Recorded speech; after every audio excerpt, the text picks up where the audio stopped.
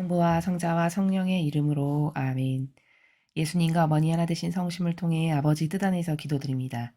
사랑하는 하느님 아버지, 오늘도 저희들에게 이 무엇과도 비교할 수 없는, 저희들의 생명과도 비교할 수 없는 진리를 가르쳐 주시는 그 아버지의 지고하신 그리고 한계도 끝도 없으신 사랑에 감사드립니다.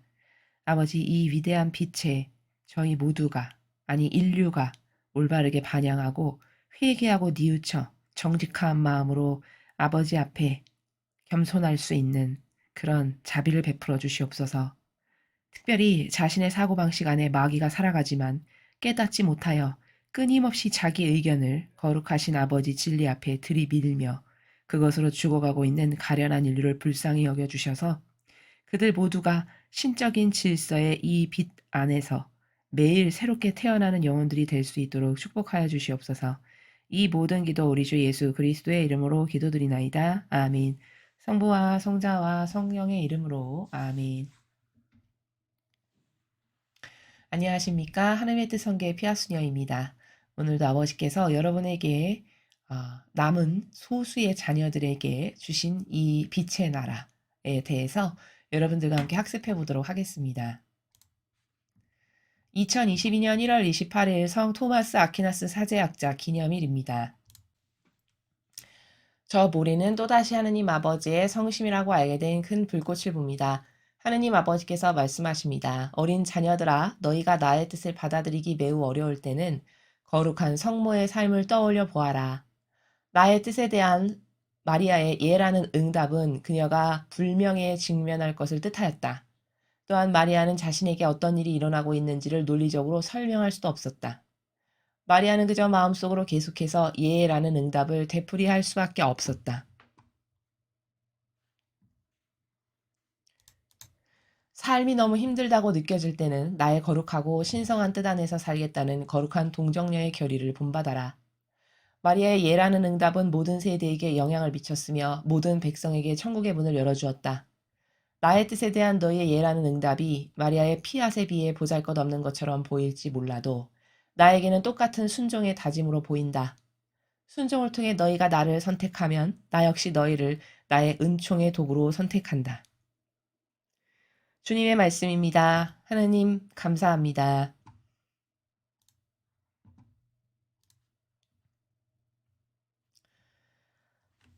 자, 오늘 아버지께서 주신 이 메시지에서 가장 중요한 핵심이 되는 어구, 단어, 개념. 개념이 아니죠. 원리는 어떤 거냐? 가장 마지막에 말씀하신 은총의 도구. 여기 가려져서 잘 안 보이시죠? 여기 은총의 도구라는 문구가 보이시죠, 여러분? 이 은총의 도구가 오늘 아버지께서 말씀하시는 전체 메시지의 핵심입니다. 키포인트입니다. 자, 그러면은 아버지를 믿고 사랑하는 성도라면 저도 은총의 도구 되고 싶어요. 은총의 도구 되고 싶어요. 서로 되고 싶다라고 할 거라는 말이죠. 자, 그렇다면은 어떻게 해야 나도 은총의 도구가 되는가라는 것을 알아야 되겠죠. 오늘 이 메시지를 통해서 나도 주님이 써주시는 은총의 도구가 되고 싶은데 그러려면 나는 어떤 반향, 어떤 정신 자세, 어떤 나라에서 살아가야 하고 기타 등등 그런 것이 필요한가라는 것을 배워보도록 하겠습니다. 첫 줄에 어린 자녀들아 너희가 나의 뜻을 받아들이기 매우 어려울 때는 거룩한 성모의 삶을 떠올려 보아라. 이렇게 말씀하셨습니다. 자, 왜 아버지 뜻을 받아들이기가 힘겨울 때 성모님을 떠올려 보라라고 말씀하셨을까? 모범이 그분이시니까. 이해도 안 되고 납득도 안 되고 도대체 이런 일이 왜 있지? 라고 하는 인간적으로 보면 수억만 번도 더 납득할 수 없어요. 아닙니다. 이렇게 반대적인 화답밖에 할 수 없는 수많은 경우의 케이스가 성모님의 삶에서 계속 있으셨죠. 근데 그때마다 예만 하셨어요. 순종의 모범이시죠. 완전 우리가 순종의 모범이다 하면 물론 예수님이 순종의 모범으로 완성을 하신 분이시지만 인간의 우리와 똑같은 인간의 모습으로서 순종을 완벽하게 구현하셨다라고 하면 성모님이 그런 모범의 완벽한 모범이시죠. 그렇기 때문에 우리가 우리처럼 부족한 나약한 인간이 어떤 롤모델이라고 세상적으로 표현하죠. 그 모범을 뽑아서 그대로 따라하면 이건 성공적인 인생이야 라고 할 수 있는 두 분의 롤모델이 예수님과 성모님밖에는 존재하지 않습니다. 그 중에서도 왜 성모님하고 더 친숙하게 느끼냐면 어머니라고 하는 그 모성적 본능 때문에 우리가 친숙하게 느끼는 부분도 있지만 두 번째는 그분이 인간이셨다라는 점 때문이에요. 우리처럼 한계적인 인간이셨는데도 불구하고 그런 모범을 구현하셔서 와 부활하시고 승천하셨어. 그러니까 나도 저렇게 저 모범대로 살면 나도 그런 희망이 있어 해서 성모님을 더 친숙하게 느끼는 거거든요. 자, 그런 차원에서 지금 아버지께서 네가 그렇게 어렵고 받아들이기가 힘들고 납득이 안 되고 왜 나는 이렇게 고통이 많고 이런 인간적 불평불만을 하려는 사건이 계속 생겨. 그럴 때마다 너는 성모님이 어떻게 사셨는가를 잘 떠올려라. 이런 어떤 지표를 지금 주시기 위해서 말씀하시는 거죠. 나의 뜻에 대한 마리아의 예라는 응답은 그녀가 불명에 직면할 것을 뜻하였다. 자, 16살 어린 나이에 게다가 처녀가 아직 약혼도 안 했는데 임신을 했습니다. 그러면 지금 같은 이런 발전된 시대에도 여성이 결혼도 안 했는데 임신을 했다. 그러면 그렇게 퍽썩 환대받고 좋게 보이는 것은 아니죠. 물론 지금 세상이야 질서도 없고 악으로 들끓어서 그런 것이 창피하지도 않고 아무렇지도 않게 여기는 세상이긴 합니다만 그러나 지금 세상도 그걸 자랑거리로 말할 만큼은 아니라는 말이죠. 자, 그렇다면은 이 시대에는 그게 어떠했을까를 우리가 얼마든지 미루어 짐작해 볼 수 있죠. 이때는 그것을 예라고 응답한다는 건 곧 죽음을 뜻해요. 아버지는 지금 불명예에 직면할 것을 뜻한다라고 말씀하셨어요. 이건 불명예를 넘어서서 돌로 맞아 죽을 일입니다. 이 시대에는. 근데 피아미 볼룬타스투아 무엇이든지 아버지 뜻이 저에게 다 이루어지기를 저는 바랍니다. 이렇게 완벽하게 응답을 하셨단 말이죠. 또한 마리아는 자신에게 어떤 일이 일어나고 있는지를 논리적으로 설명할 수도 없었다. 마리아는 그저 마음속으로 계속해서 예라는 응답을 되풀이할 수밖에 없었다. 자, 성모님이 어떤 특별한 남다른 우리하고는 다른 어떤 신성의 능력이 있으셔서 막 앞니를 훤히 내다보고 다 꿰차고 알 수가 있어가지고 이거는 지금만 극복하면 아버지 영광이 드러날 거고 그걸 내가 얘라고 순종하면 이렇게 될 거야. 이걸 알고 하신 게 아니라는 겁니다. 전혀. 그러니까 우리랑 똑같이 한 치 앞도 모르는 인간의 한계성 가운데 다가오는 모든 역경과 고통을 이렇게 하셨기 때문에 위대하다는 거예요. 그래서 위대성인 거고 그래서 퍼펙트한 완덕이신 거예요. 왜? 한계성 가운데서 그렇게 대답을 했다는 건 결코 쉬운 일이 아니죠. 그렇죠? 신성이 있어서 신성의 도움을 받아서 했다면 그랬다면 신이니까 가능하죠. 나는 인간이고 한치 앞도 모르는데 어떻게 가능하겠어. 이렇게 접어버리겠지만 그러나 똑같은 조건인데 그렇게 예라고 모든 것을 순종으로 피앗 이렇게 답변하셨다면 그러면 이건 엄청 훌륭하신 거죠. 이래서 성모님이 우리의 위대하신 어머니시고 그런 모범이 있으시니까 그런 어떤 절대성의 기준, 저렇게 하면 완벽해 라고 하는 절대성의 기준이 있기 때문에 우리에게 희망이 되는 거고 그대로 따라하면, 그쵸? 그대로 하나 되어 행하면 그러면 그게 답이니까 우리에게는 엄청난 하느님께서 사랑으로 베풀어 주신 우리에게 어머니를 보내주셨다는 건 사랑과 은총으로 정말 주신 우리를 살리시기 위해서 그렇게 주신 어머니시라는 것에 감사해야 되죠. 자, 그래서 그런 한계성 가운데도 이렇게 대답을 하셨다라는 것이 어머니의 위대성이라는 것이고 삶이 너무 힘들다고 느껴질 때는 나의 거룩하고 신성한 뜻 안에서 살겠다는 거룩한 동정녀의 결의를 본받아라. 그러니까 성모님이 이렇게 사셨으니까 너도 너의 일상생활에서 어떤 고통이 다가와. 내가 희생해야 될 게 생겨. 역경과 환란이 오네. 좌절과 절망할 것이 생기네. 그럴 때는 자꾸 성모님을 떠올려서 이럴 때 어머니는 피앗 이렇게 대답을 하셨고 순종으로 대답을 하셨지. 그렇게 하고 너도 그것을 너의 정신으로 받아들여서 어머니를 사랑하는 마음으로 하나 되어 그렇게 예, 피앗 이렇게 한다면 그러면 어머니가 받으신 상급을 나누어 받기에 부족함이 없고 또 이렇게 살면 우리를 어떻게 쓰신다고 오늘 말씀하시는 거냐면 결정적으로 은총의 도구로 선택이 된다는 겁니다. 이해가 되십니까? 자, 그래서 거룩하고 신성한 뜻 안에서 살겠다는 동정녀의 결의. 이렇게 말씀하셨잖아요, 여기.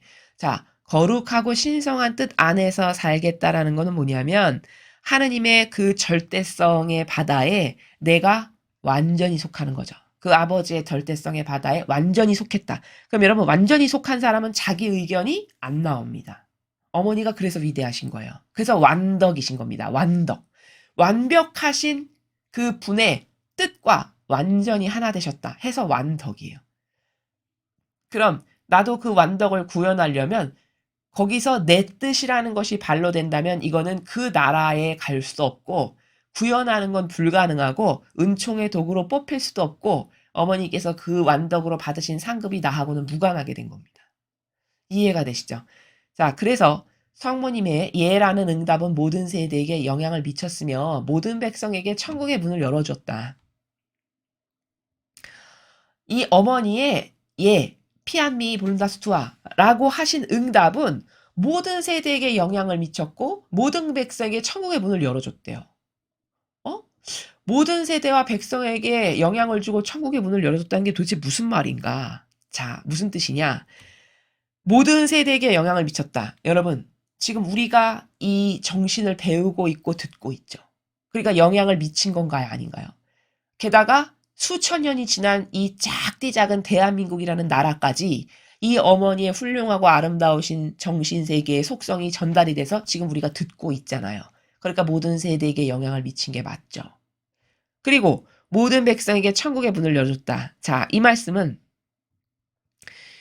이렇게 어머니의 순종으로 예, 피앗 한 이것이 위대하고 훌륭하다라는 걸 알았어요. 그래서 나도 이 정신으로 살아야 되겠다 해서 이 세계를 추구하고 신뢰하고 그래서 실제 몸소 내가 그 정신으로 살고 이런 사람에게는 천국의 문을 열어주신다는 뜻입니다. 이게 모든 백성에게 천국의 문을 열어줬다는 건 나의 뜻에 대한 너희의 예라는 응답이 마리아의 피앗에 비해 보잘것없는 것처럼 보일지 몰라도 나에게는 똑같은 순종의 다짐으로 보인다.